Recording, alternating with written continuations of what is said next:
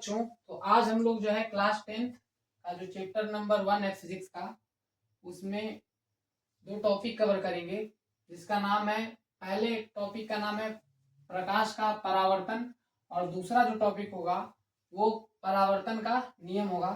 ये दोनों टॉपिक को मैं आज कवर करूंगा और मैं इसको बताऊंगा कि ये क्या आपको जो है बता रहा है। तो सबसे पहला जो टॉपिक है जो कि प्रकाश का परावर्तन है, पहले इसको समझते हैं कि ये क्या कह रहा है। तो इसकी डेफिनेशन देखें तो डेफिनेशन है, जब प्रकाश किसी पॉलिशदार या चिकने तल पर गिरता है तो उसका अधिकांश भाग तल से टकराकर उसी माध्यम में वापस लौट आता है। इस क्रिया को प्रकाश का परावर्तन कहते हैं। अब ये क्या बोल रहा है कि कोई भी अगर पॉलिशदार जो है तल है, जो कि ऐसा तल जो कि पॉलिश किया गया है। अब इसका क्या उदाहरण हो सकता है, जैसे आप लोग का आईना है, तो आप आईने को जब देखेंगे तो आईने के पीछे जो है क्या पॉलिश की गई होती है, ठीक है।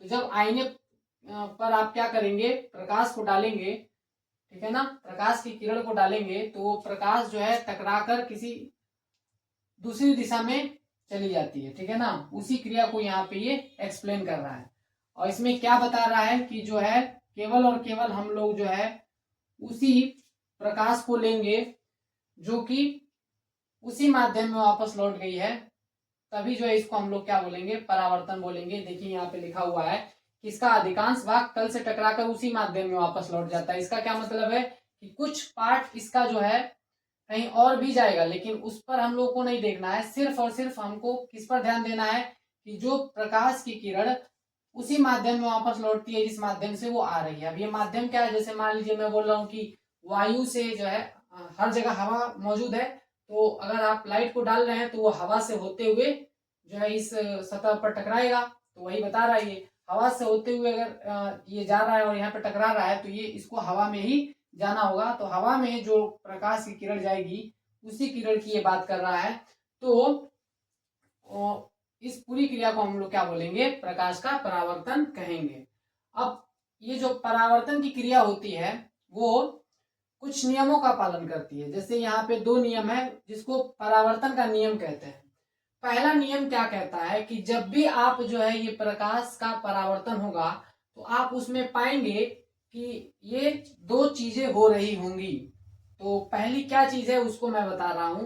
यहाँ पे आप देखेंगे कि जो आपका आपतित किरण है और जो आपका परावर्तित किरण है और जो आप लोग का आपतन बिंदु पर डाला गया लंब है या अभिलंब है, ये तीनों के तीनों एक ही तल में पाए जाते हैं। इसका क्या मतलब है कि अगर मैं लाइट को डालता हूं, ठीक है, और मैं उस लाइट को जो है देखने के लिए मान लीजिए मैंने यहाँ पे एक पृष्ठ लगा दिया, तो मैं देखता हूं कि अगर लाइट इस पर पड़ रही है और अगर वो उस पृष्ठ पर जो है विजिबल है, दिख रही है, तो अगर वो पृष्ठ बड़ा हुआ तो आप क्या पाएंगे कि उसी पृष्ठ पर जो है ना वो प्रकाश की किरण जो है जाती हुई भी दिखेगी।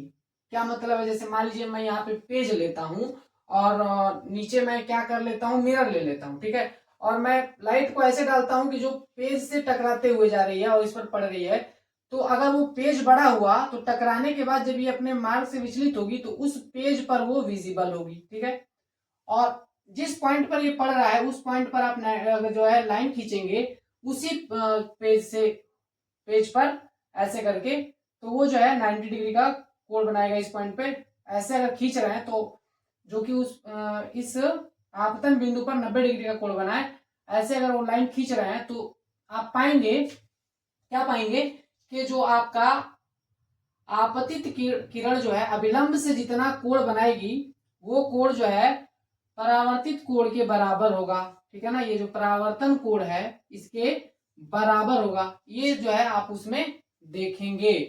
तो ये जो क्रिया है ये आप लोग का परावर्तन का नियम कहलाता है। Thank you guys.